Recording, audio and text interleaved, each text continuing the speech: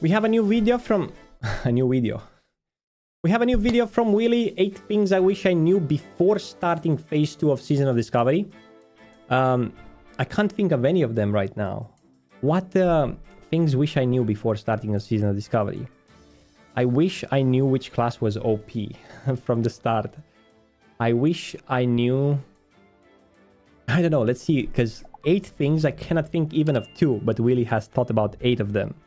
The way, giving us tons of new content, runes, gear, profession items, and so much more. As expected, despite data mining, there have been so many new things to discover which we didn't know about at all pre-release of the phase, and having now checked out a bunch of the content myself, I thought it would be good to share some tips which might help you out, whether it's for pushing your mains through those last few levels up to 40, or on an alt if perhaps you've been missing out on something. I'll also be covering a few general points for the level 25 to 40 bracket too, which you may want to keep in mind whatever point you're at in the game. So with that said, let's begin. So before the release of Phase 2, Blizzard said there were going to be new ways to gain experience to offset for the fact that players had decided to keep questing for gold in Phase 1. So how good are these new methods of gaining experience? Well, first of all is the fact that between...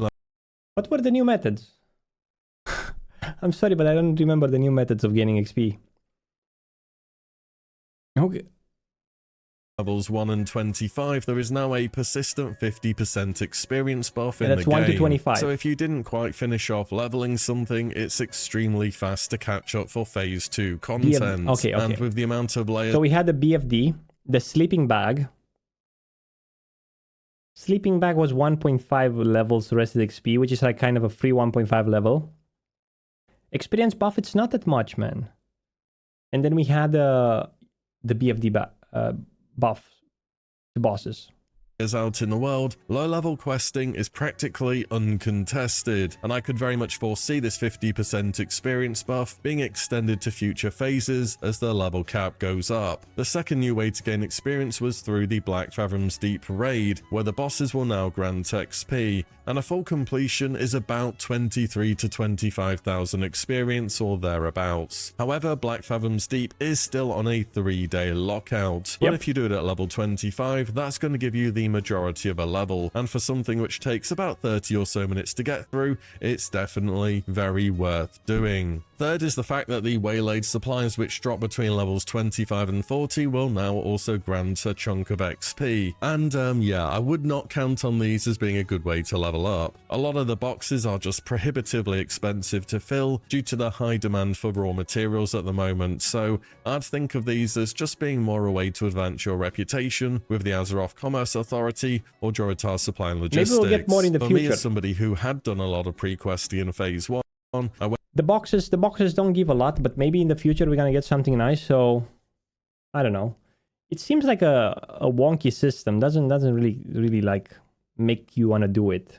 I wish they would increase the rewards from turning in those boxes filled. Maybe get more gold from them. Right now, the new boxes, if you fill them, there's 50 silver on a filled one, but sometimes the material costs like 2 or 3 gold to fill them. So it would be nice if you would take the effort to fill them, if you would get at least 1 gold for each, let's say, instead of 50 silver. Maybe people would want to do them more. And add some extra rewards at the vendor, maybe some bags. Some give 1 gold and 50 silver. You know exactly which one? Yeah, but some are not worth exactly. I think it's like still like putting like 3 iron axes which vendor for 3 gold. Let's see.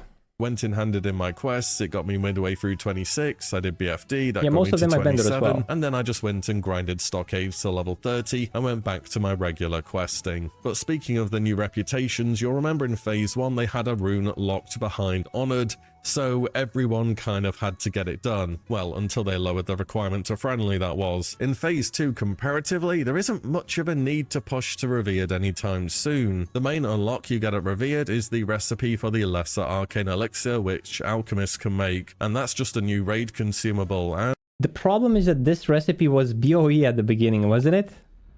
So the first people who got to Revered bought it and sold it and spread it. I think I saw in the patch notes that we fixed the Lesser Arcane Elixir recipe, we fix the lesser arcane to being a bind to pickup. And that is pretty much it. Another change is you can have up to 12 waylaid supplies at any given time between your bank and your bags, up from 1. Personally, I just banked them as I leveled, then went on to see which ones felt cost efficient to fill, because some of them, like Mithril Blunderbuss for example, would be over 10 gold to fill, and yeah, exactly. I'm not about to do that. Still, in a future phase, this reputation will surely go to Exalted, and at that point in time, you have to imagine there's going to be some pretty cool rewards behind it. I would assume. Do work assume towards this, at least on your main. Anyway, it's just you don't need to rush it at all. Next is a quick one, and just a reminder, really. If you did your faction's Warsong Gulch reputation during Phase 1, there will be level 38 versions of the neck and rings at Honored, and weapons at Revered that you... We got some food, boys. Black oatmeal. It's black because of the blackberries. And now we have fruit again. Oh my god, I think we had too much fruit today. Someone said that. And we're gonna stop eating fruit soon. Let me check. Only gonna check it.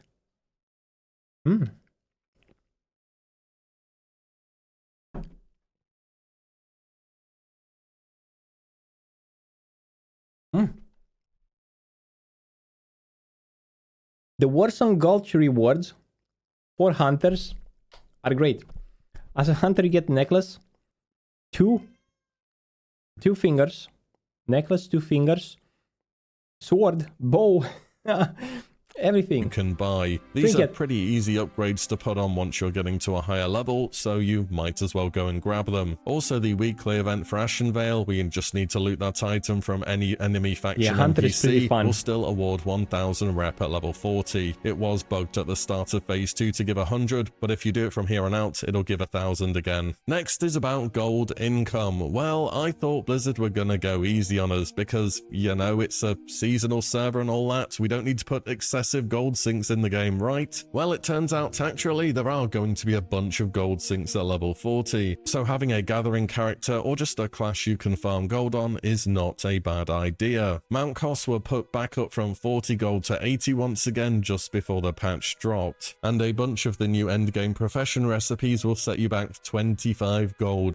each, and the ranks of your abilities start to get quite a bit more expensive between 25 and 42. Saying that, bonus gold from quests in some cases is up to 4 gold from elite quests at level 40, and items such as elemental fire, earth, all those kind of things are... So I don't think it's such a big problem, the gold at level 40, especially since you can get a lot from quests.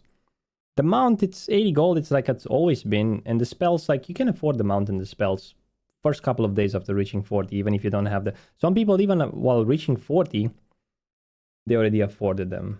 But yeah, I don't think it's that much. Maybe for the helmet, it's a bit expensive. For the profession items and the engineering belt, are still dropping from your standard herb and mining nodes. So if you don't mind carrying on questing and gathering after level 40, you should be okay in terms of how much gold you can make, but just know that Blizzard have up to the amount of gold sinks in the game. Next is about the quest for the cozy sleeping bag. In short, it's a lot of running across the world, but it's well worth doing, because if you do it when you're leveling, the quest by itself, as in the whole series, will already give about 15,000 experience, which isn't half bad. You'll also get 8 rations of student fodder. Each of these will give you 20% of a total level worth of rested XP, and this appears to be 20% of your bar, whichever level you're at, so it gains much more value when it's used towards level 40. And if you're trying to get the most out of them, I'll probably start using them around mid-level 36 to 37. The item does have a 30-minute cooldown though, you can't just pop them all at once. I would make use of the student fodder. He's right, man. I didn't think about this. If you were using the fodders at level 37, you're getting bars of XP. But it doesn't really matter, to be honest. Because you get more XP from mobs, so it's like win-win anyway. Yeah, I think it would have been better in phase 2, because who knows, Blizzard might not like people saving them for later phases, and they could easily amend a food related item to say it's gone bad after having sat in your backpack for such a long period of time. Yeah, I was thinking to hold them for next phase, 40, obviously but no. You don't get to benefit from the fodder. We already know that Blizzard is hunting people down who are holding for next phase. So many people hoarded like those waylaid supply boxes, and then they didn't give XP anymore. So yeah. What level should you start the cozy back quest chain? As soon as you want. I think 25, it's okay. But on the flip side, with bonus gold kicking in, you probably made around 12 gold or so, which again, isn't bad. As for the fodder, maybe you can use them next phase, but again, something tells me Blizzard isn't gonna like people excessively preparing for the future. And of course, at the end of the quest, you get the cozy sleeping bag, which when rested in for 3 minutes will give a 3% bonus to all XP gains for 3 hours, and this effect does persist through death. 3% will add up. It may not be super noticeable during this bracket, but 40 to 50 and especially 50 to 60 is a lot of XP, so it'll save you a few hours probably. For me, I'm going to be doing this quest on all of my alts for sure, and I think the main... You know what would be cool for a bracket 40 to 50? If they have a quest where you can update your sleeping bag. So instead of 3% XP, now it gives 6% XP.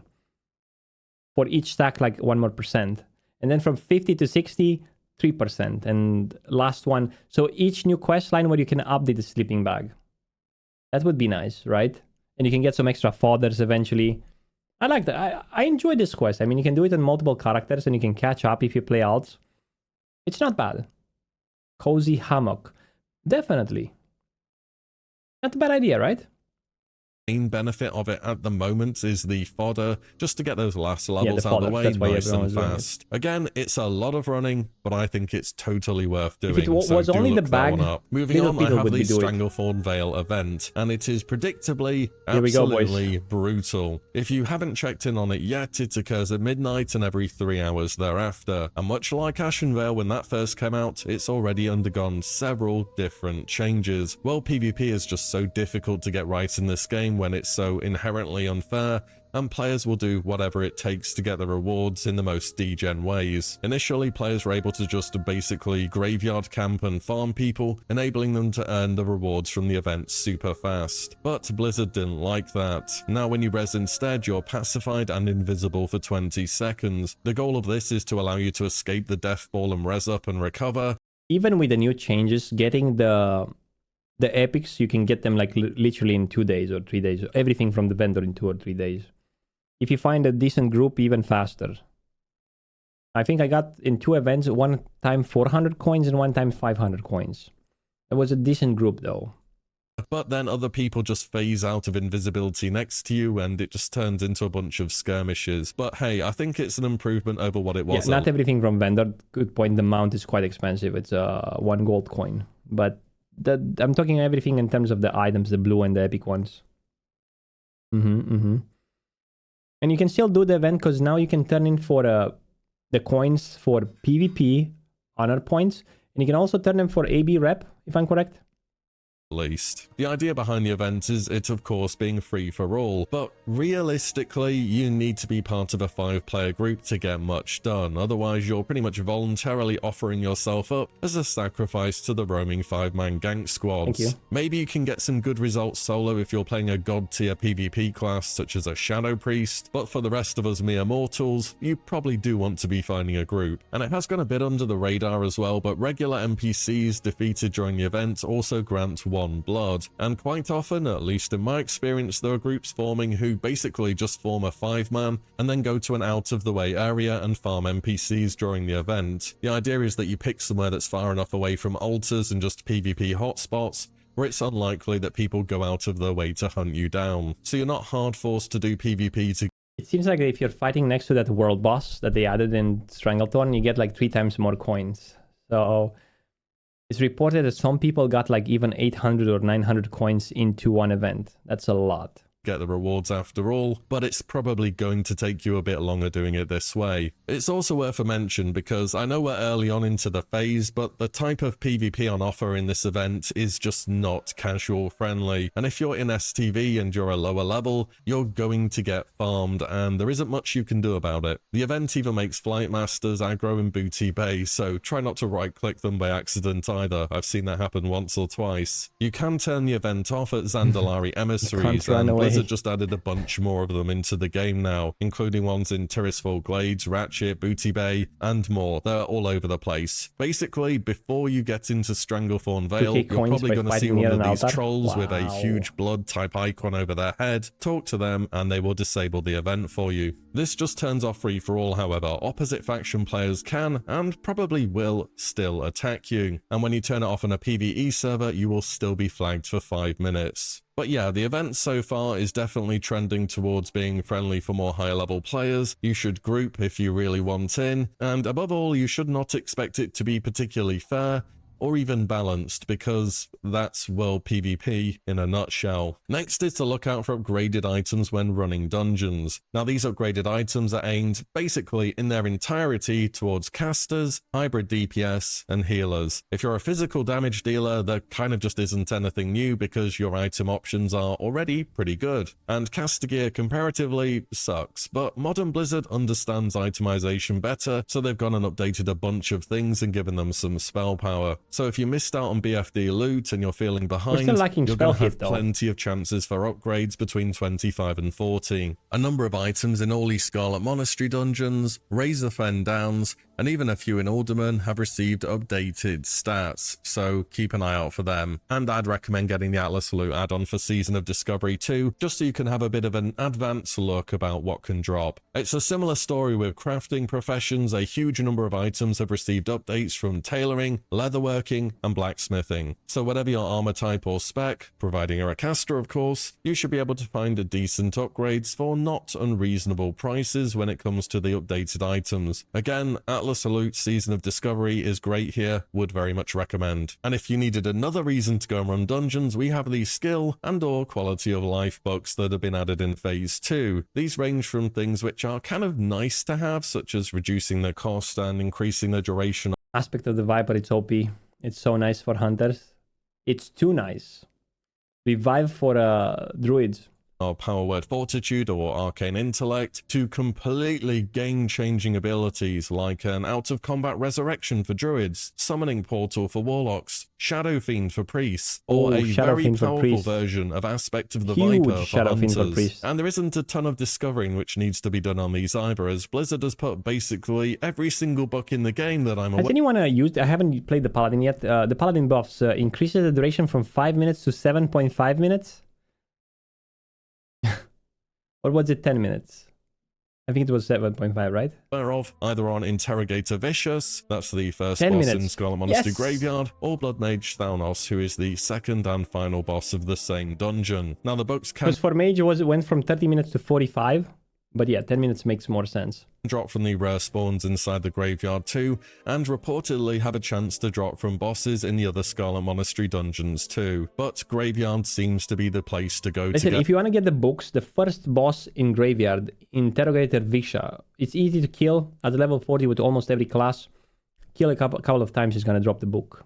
So. I can say on my lock, I got each of the 2 books off the 2 bosses in SM Graveyard, so worked for me. So what I'm saying is, you should do Scarlet Monastery Graveyard at some point between 25 and 40. It's very worth doing to get your quality of life. You can come back at 40. And finally, I want to bring something up which I think is worth talking about as kind of a general point for a seasonal server with class changes being a main theme to it. And that's the idea of getting used to having a main character again. We are playing vanilla, things are slower paced, and it's worth considering your main pick for more reasons than I just want to be the best at doing this one thing all the time. More so than ever in World of Warcraft before, you should pick something you know you're gonna like, even if you're not always the best. Again, this is the first time playing Classic where we cannot be very sure of what will be the best due to the new runes and class balancing. In every version of Classic so far, we've been able to make a pretty good educated guess as to what will be top of the meters. In Season of Discovery, one phase you might feel like a king and the next one you're like a peasant in the fields. And Classic is a game where typically you cannot raid like half a dozen different characters simply because everything takes so long to do. Time to level, to find the runes, to farm consume costumes to farm gold, gathering To world farm the buffs and so profession, on. best in And coming slot. off the back of Wrath of the Lich King, Profession where quests. Blizzard made every single effort possible to allow you to reroll on a dime, vanilla is a huge paradigm shift. Sure, we're only level 40 now, but the levels are going to keep going up, and the thing you have picked to play and invested all that time into just may or may not be as good as you anticipated, and you're gonna have to be okay with that. In Wrath of the Lich King, you can boost a character with real money and then get boosted in-game straight into heroic scammers and then raid within the space of a week. Well, you have to grind it out a bit, but it's very much possible. One does not simply re-roll from one main to another within the space of a week in vanilla, even with mage boosting. Things take time, and your main character is probably going to remain your main for a long time to come. So just be ready for the changes and pick something because you know you can have a good time playing it,